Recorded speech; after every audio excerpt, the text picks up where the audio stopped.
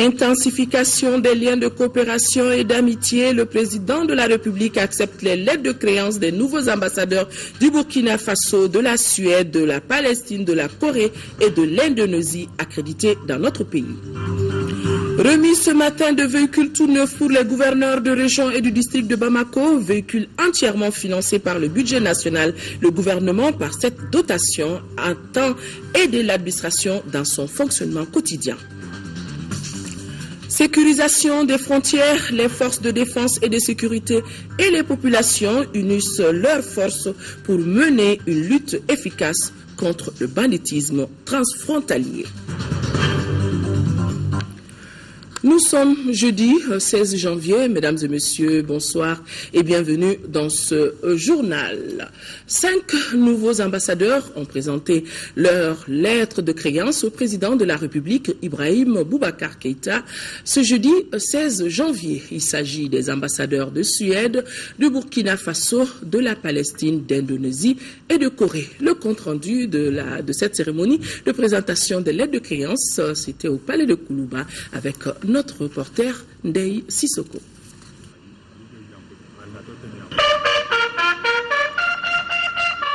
Eva Emneus de la Suède a été la première à se présenter devant le chef de l'État, Ibrahim Boubacar Keïta. Diplômée en anthropologie sociale et en administration des affaires, elle fait ses premiers pas dans la diplomatie suédoise en 1991 en servant en Lettonie avant d'entamer une riche carrière de diplomate qui la conduira dans des pays d'Europe de l'Est, puis en République démocratique du Congo. Avant de rejoindre Bamako, elle était ambassadeur de Suède en Algérie. Son pays entretient des relations étroites avec le Mali depuis l'ouverture d'un bureau de liaison dans notre pays en 2000.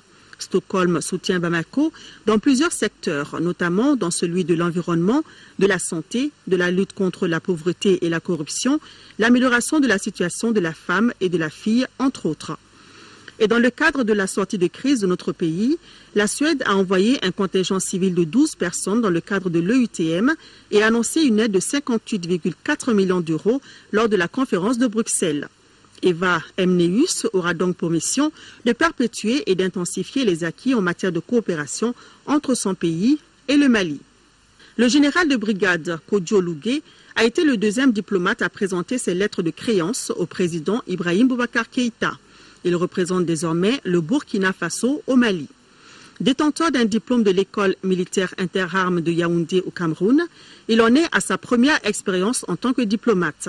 Kodjo Lougué a été tour à tour commandant de la première région militaire de Dori au Burkina Faso, commandant de la 5e région militaire de Ouagadougou, chef d'état-major de l'armée de terre ou encore officier responsable chargé des questions de la CEDEAO.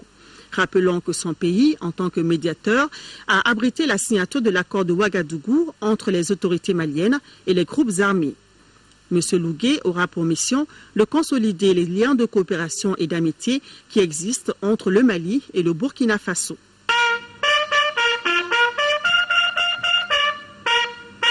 Le troisième diplomate à être reçu par le chef de l'État est l'ambassadeur de la Palestine. Abdal Karim Awaïda, c'est son nom, est diplômé de l'Université d'Alger et de l'Université de Malte. Précédemment chef du programme de formation diplomatique au ministère des Affaires étrangères de l'État de Palestine, Abdal Karim Awaïda remplace Abou Rabah qui a passé plus de 30 ans dans notre pays à œuvrer au renforcement des relations entre la Palestine et le Mali. Il convient de rappeler que la Palestine appuie le Mali dans la réalisation de différents projets de santé et dans le domaine artistique. Le Mali et la Palestine appartiennent à l'OCI et au mouvement des non-alignés. Juste après, c'était au tour de l'ambassadeur d'Indonésie de présenter ses lettres de créance à Ibrahim Boubacar Keïta. Andra Djati a une maîtrise des politiques internationales de l'Université libre de Bruxelles. Les relations internationales, les sciences sociales, politiques et économiques n'ont aucun secret pour lui. Depuis 1984, il représente son pays à travers le monde. Sa première expérience africaine a lieu en Afrique du Sud, où il reste pendant 3 ans en tant que consul général.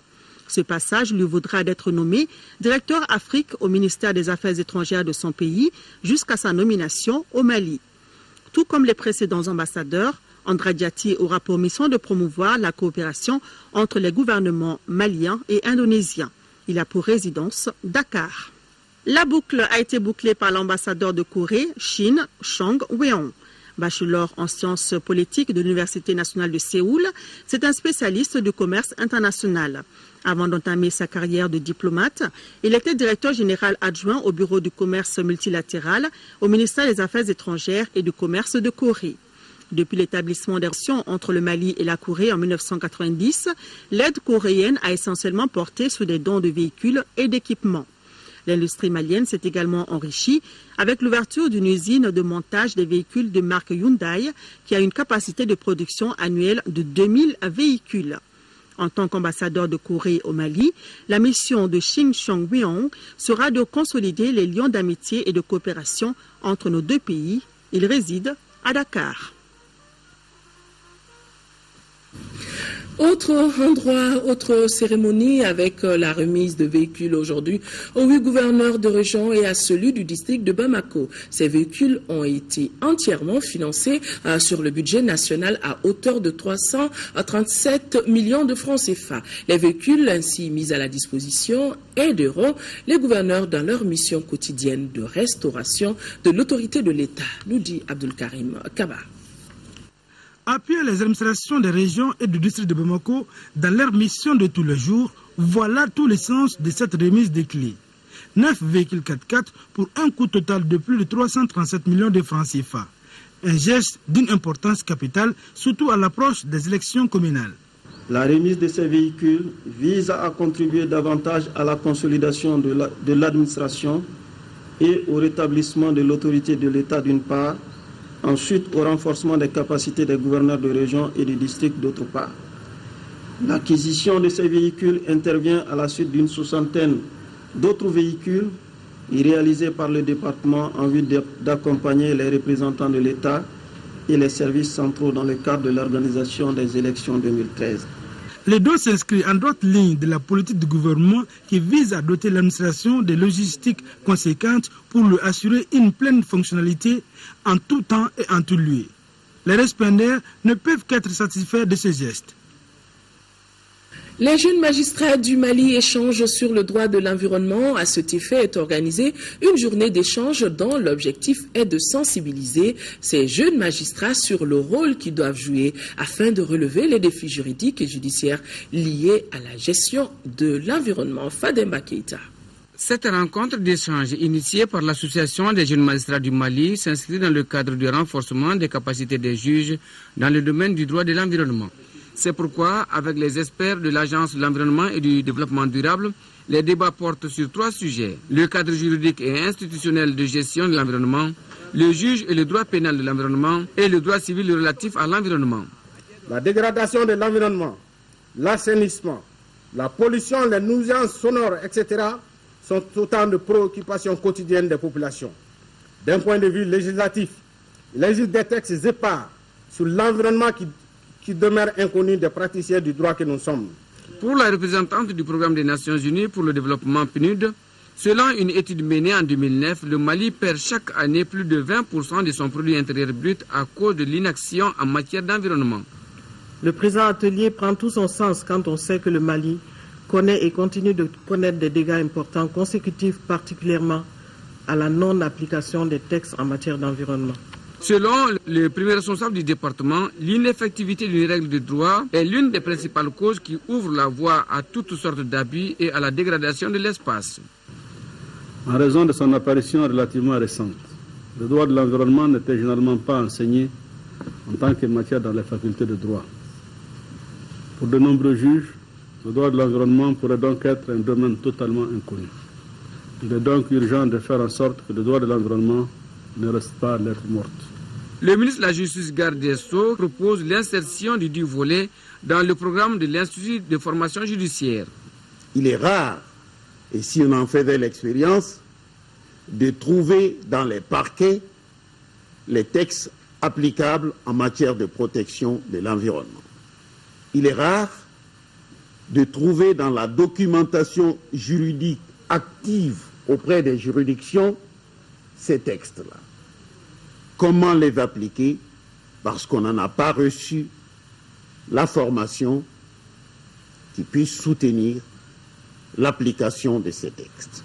Les 2 jours de débat permettront aux magistrats de trouver une solution à l'une de leurs préoccupations, à savoir la promotion de l'effectivité du droit de l'environnement à travers la recherche des voies et moyens susceptibles d'assurer la protection de l'environnement.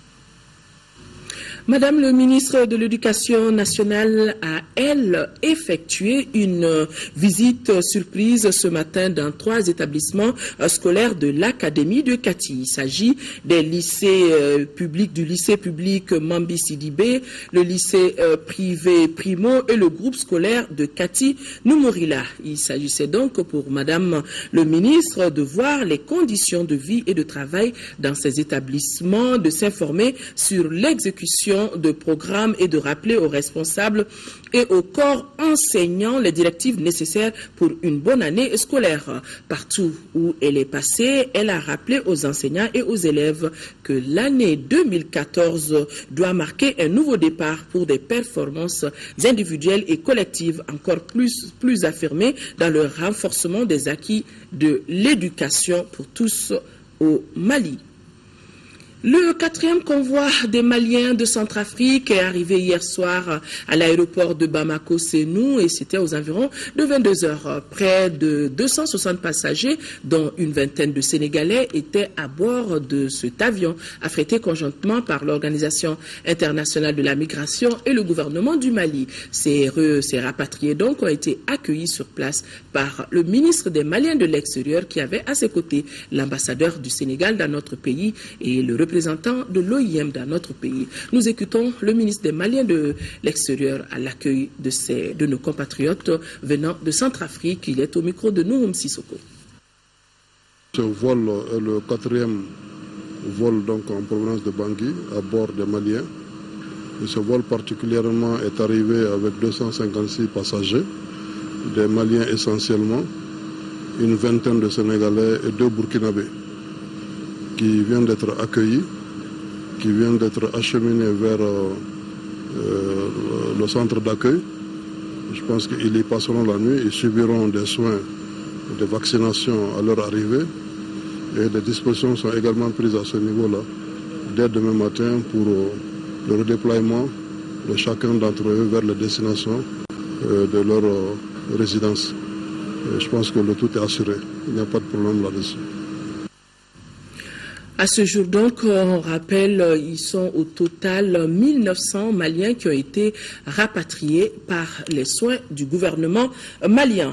Les journées de rencontre de la coopération hospitalière Mali-France ont pris fin cet après-midi. Cette activité a enregistré la présence des représentants de plusieurs établissements publics hospitaliers. Les participants ont élaboré des stratégies de coopération hospitalière en conformité avec les orientations du plan décennal de développement sanitaire et social. Rachel Tessougué. Durant 3 jours, les acteurs de la santé et leurs partenaires français ont échangé sur la situation des hôpitaux au Mali en termes de force, de faiblesse et de menaces. Des recommandations ont été formulées en vue d'une meilleure planification des partenariats hospitaliers. Du côté de la France, il existe une fédération hospitalière française. Nous allons maintenant nous atteler à rapidement mettre cette organisation en place. La deuxième recommandation, donc, ça concerne le volet formation, recherche. Il faudra renforcer, il faudra que financièrement on nous appuie. Nous avons également fait des recommandations pour que les hôpitaux soient gérés vraiment par des responsables formés à la gestion hospitalière. Au cours de cette rencontre, des sujets liés à la formation, à l'équipement et à l'hygiène hospitalière ont été abordés. Les thématiques qui ont été abordées ont été très diverses. On a bien sûr des coopérations médicales qui ont principalement visé à la formation initiale ou continue de professionnels de santé, donc des médecins, des infirmières, des techniciens, laboratoires et autres. Deuxième aspect important à porter sur des actions d'aide à l'organisation. Dans le cadre de la coopération décentralisée entre les localités de France et celles du Mali, des hôpitaux français et maliens ont établi des partenariats qui touchent plusieurs domaines de la santé. C'est le cas de l'hôpital de Marseille qui travaille avec celui du Gabriel Touré. Assainissement ce matin à Tchébani, dans la commune rurale de Kalabankoro. L'association Agir a fait don de matériel d'assainissement. Pour la remise, c'est la présidente de l'association Agir, qui n'est autre que Madame Keïta Aminata Meiga, en même temps épouse du chef de l'État, qui a fait le déplacement. Une façon de montrer son engagement pour la bonne tenue de notre environnement. Nyanya Aliou Traoré qui signe son retour. Fidèle à ses engagements, celui d'un environnement propre où il fait bon vivre, l'association Agir vient d'offrir un lot de matériel d'assainissement à la population de Tchébani dans la commune rurale de Kalabankoro.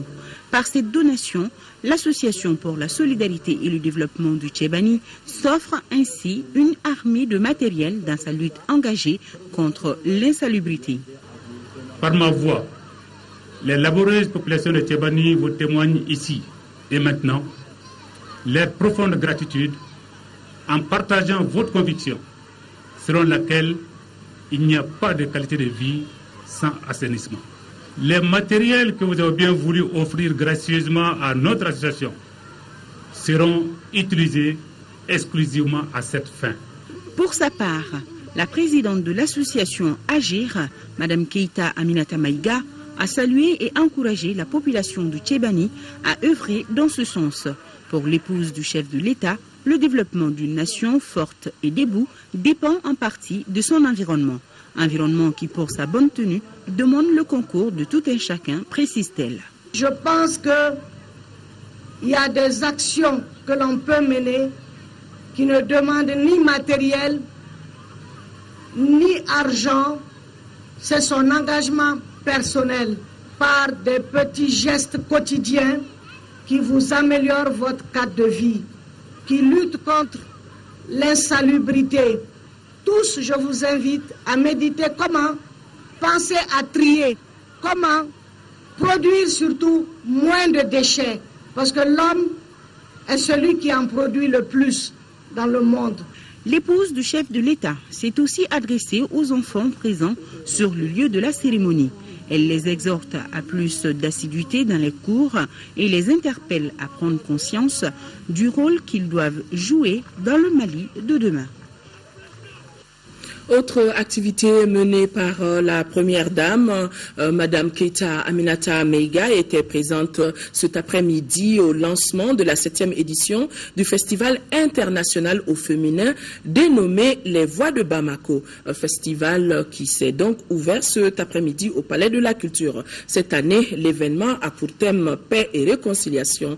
La manifestation rassemble des artistes, musiciens du Mali et de la sous-région. Nous reviendrons dans nos prochaines éditions, nos éditions de demain avec le reportage de Modibo Soirée.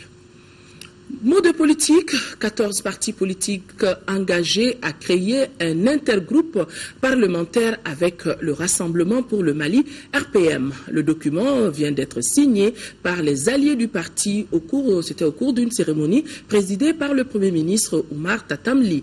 Avec la clôture donc des premières journées parlementaires du RPM, le nombre de députés de la mouvance présidentielle est porté aujourd'hui à 112 sur les 147 sièges de l'Assemblée nationale. Moïse Traoré.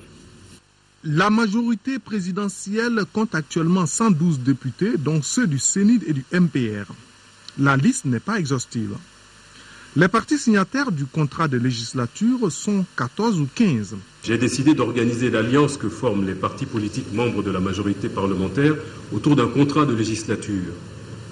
Il articule dans sa formulation deux concepts politiques majeurs: cohérence et changement.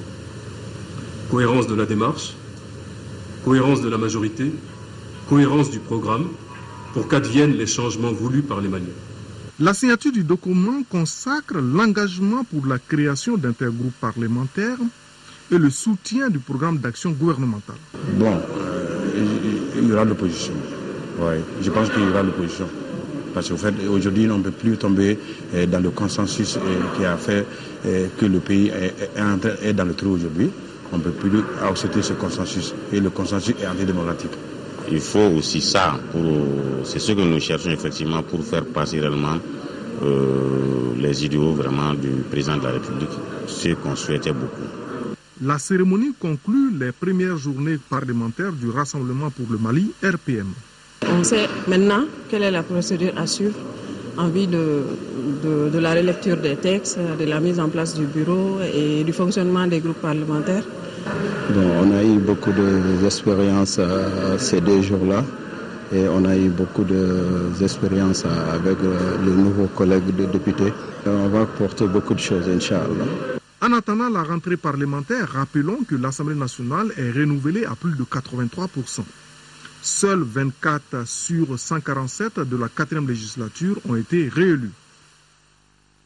L'Institut national démocratique NDI a organisé un forum d'échange et de partage entre les femmes candidates aux élections. Il s'agissait d'approfondir les expériences des candidates aux élections de 2013 et cela en vue de dégager des pistes de solutions pour améliorer les candidatures féminines aux prochaines communales. Sokona Kamisoko.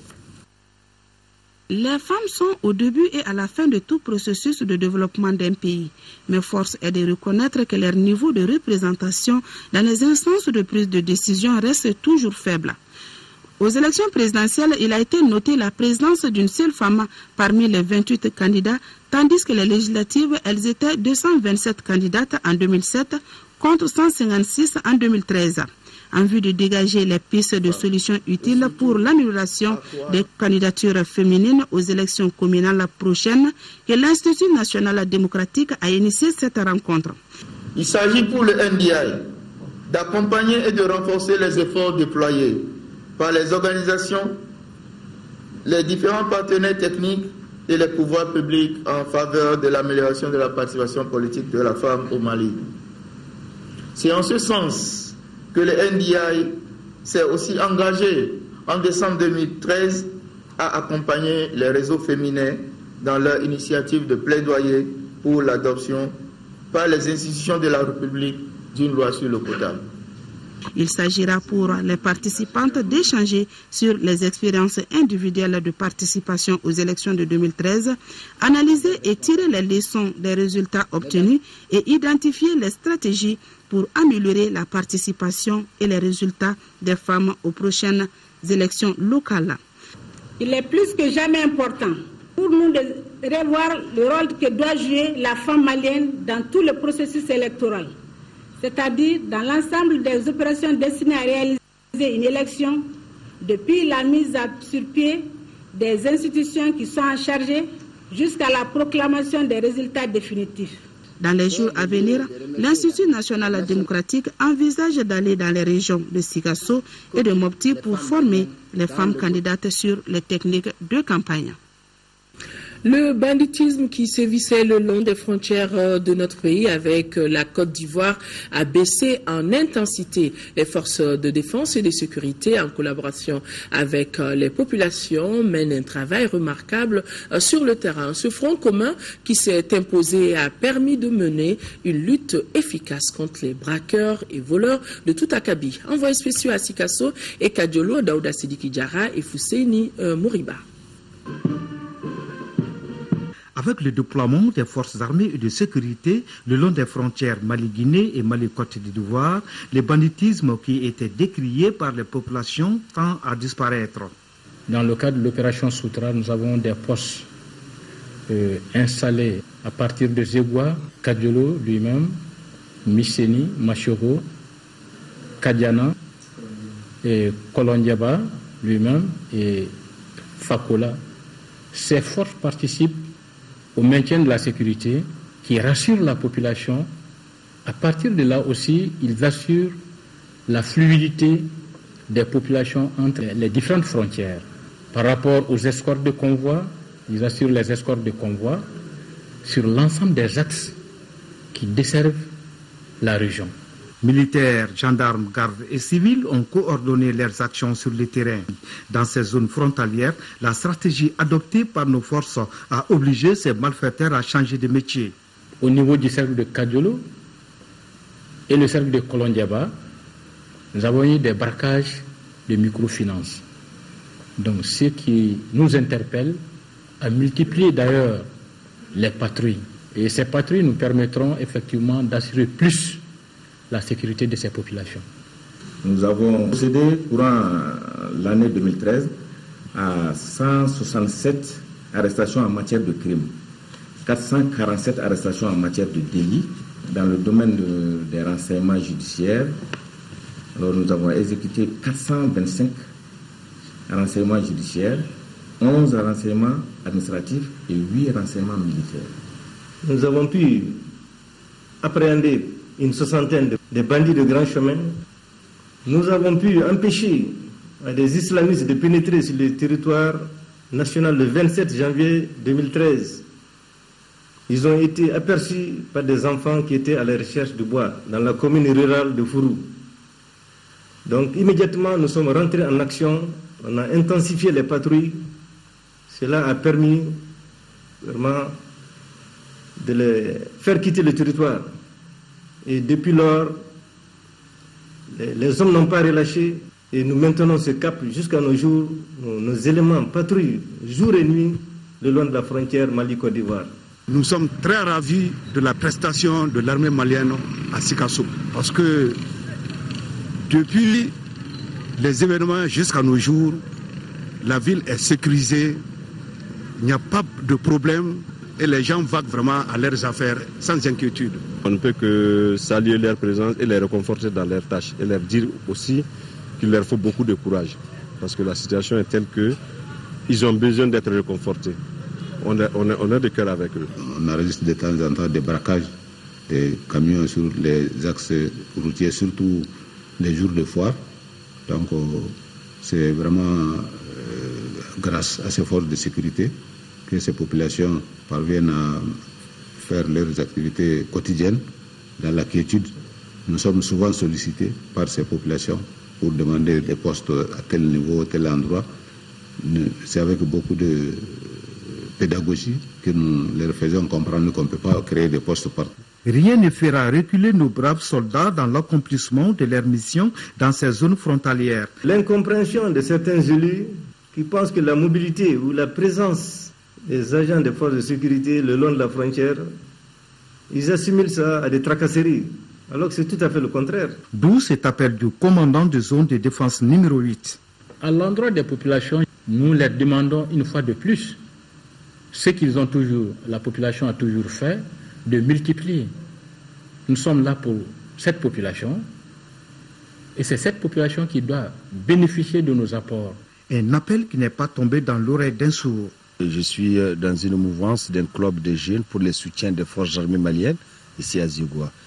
Nous sommes en train de renforcer et de continuer à faire sensibiliser la population par rapport au renfort et de pouvoir aider les forces armées à bien faire sa mission ici à Zigoua. Les populations se rendent maintenant dans les différentes foires sans être inquiétées, toutes choses qui permettront d'amorcer le développement économique dans ces localités. Malgré la crise, l'Office malien de l'habitat a obtenu des résultats satisfaisants. C'est le constat général fait par les administrateurs de l'Office. C'était ce matin à la faveur de la 34e session de leur conseil d'administration. Nando Dambélé. Un budget de plus de 31 milliards 355 millions de francs CFA pour la réalisation et la gestion des logements sociaux, la promotion et la vulgarisation des matériaux locaux de construction et la réalisation des travaux d'aménagement. Telle est désormais la nouvelle dynamique de l'Office malien de l'habitat, ce qui place cette 34e session sous le signe de la poursuite des activités entreprises. Le deuxième signe, c'est un peu transformer aussi en fait réel aussi la vision du chef de l'État qui a promis au cours de son mandat de donner 50 000 logements aux Maliens. Et nous remarquons donc que ça fait 10 000 logements par an il y a beaucoup de réflexions qui vont être engagées au niveau du département. Il s'agit de promouvoir le programme immobilier des sociétés coopératives d'habitat à travers l'autoconstruction assistée. Au regard de tous ceux qui précèdent, j'invite la direction et l'ensemble du personnel de l'EMH à poursuivre leurs efforts pour trouver des solutions nouvelles, innovantes et permanentes en vue de loger décemment et à faible coût le plus grand nombre de nos concitoyens et de contribuer à proposer un schéma viable pour la poursuite de la politique de logements sociaux. Au cours de la présente session, les administrateurs ont entre autres examiné le procès-verbal de la 33e session, le contrôle des tâches issues des résolutions et recommandations, le projet d'activité et du budget de l'exercice 2014 et les questions diverses. 5 millions de francs CFA, c'est le montant mis à la disposition du Conseil régional de Ségou par le PACT pour le financement de 14 micro-projets dans la région de Ségou. Le but visé est d'accompagner les opérateurs économiques et les organisations professionnelles dans la mise en œuvre de leur plan d'action. Fousseni Samake depuis Ségou. Par la signature de cette convention de financement des micro-projets, le programme d'appui aux collectivités territoriales et le programme de développement économique régional de Ségou visent l'accompagnement de 14 micro-projets sélectionnés pour un montant de 100 millions de francs CFA. Ces projets portent essentiellement sur les filières viande-lait, échalote, tomate, tourisme artisanat, dans lesquels évoluent les opérateurs économiques et les organisations professionnelles bénéficiaires. L'objectif il est clair, c'est de booster en fait, le développement économique de la région, puisqu'en fait, c'est tous les acteurs publics au niveau de la région, aussi acteurs privés qui sont mis ensemble pour identifier des filières porteuses. En signant cette convention, les bénéficiaires se réjouissent de ces partenariats et s'engagent à respecter les contenus de la convention. Les objectifs assignés à la présente cérémonie sont entre autres informer et sensibiliser les bénéficiaires sur les engagements réciproques des parties à la convention. Asseoir les bases d'une collaboration transparente entre les parties. Cet acte vraiment nous va droit au cœur parce que ça va contribuer au développement de nos différentes entreprises et ça nous permettra aussi d'appuyer d'autres personnes dans le cadre de l'emploi et de la lutte contre le chômage dans la région. Depuis 2011, le pacte GIZ, dans le cadre d'un cofinancement entre l'Union européenne et la coopération allemande, appuie le Conseil régional de Ségou dans la mise en œuvre d'un programme de développement économique régional pour la promotion de l'emploi. Inauguration d'une école fondamentale de classe dans le village de Doussoukané, je vais y arriver, de Doussoukané, c'est dans la commune rurale de Kouloum, dans le cercle de Caille. D'un coût de plus de 40 millions de francs CFA, cette infrastructure est l'œuvre de l'ONG Solidarité Sahel et de ses partenaires allemands qui ont également offert des fournitures scolaires aux élèves. Caille Mahamadi Aliou Bari. Dans le cadre du développement économique et social de la commune rurale de Kouloum en général et du village de Doussoukané en particulier, l'ONG Solissa et ses partenaires allemands viennent d'offrir gracieusement de nouveaux bâtiments à l'école fondamentale de Doussoukané. D'un montant de plus de 40 millions de francs CFA, c'est donc comprend 3 salles de classe, une direction, un bloc de 3 latines plus un fourrage, des outils d'écoliers et une banque de céréales.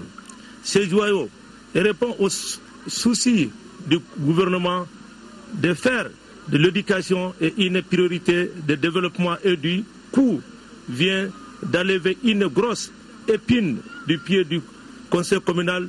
Créée en octobre 2007 comme école communautaire avec un effectif de 42 élèves, aujourd'hui l'école fondamentale de Doussoukané a un statut d'école publique et a un effectif de 121 élèves. Cette école n'est possible que grâce aux beaucoup de nombreux donateurs et actions en Allemagne, grâce aux collaborations de confiance avec notre partenaire Solissa. La réalisation de ces salles de classe électrifiées par un système solaire dont les travaux ont été exécutés par la population de Doussoukané s'inscrit en droite ligne de la politique nationale du département de l'éducation, mais aussi témoigne du dévouement absolu des autorités communales de Kouloum.